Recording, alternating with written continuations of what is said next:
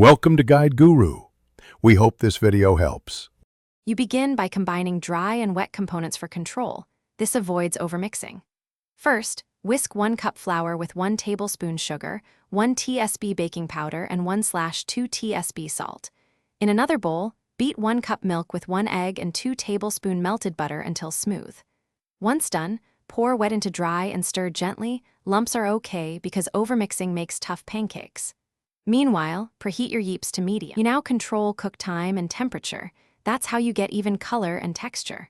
Pour roughly 1/4 cup batter per pancake into the hot Yeeps, leaving room because they spread. Watch for bubbles across the surface and set edges. That signals readiness to flip. Flip once, then cook 1 to 2 more minutes until the other side is golden.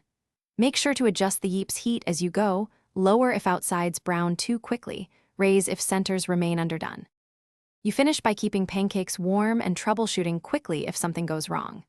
Transfer cooked pancakes to a low oven set to around 90-100 degrees or cover with foil so steam keeps them soft.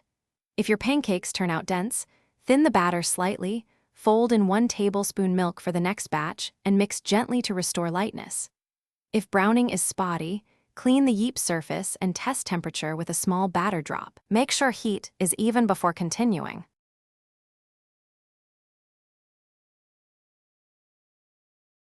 Thanks for watching.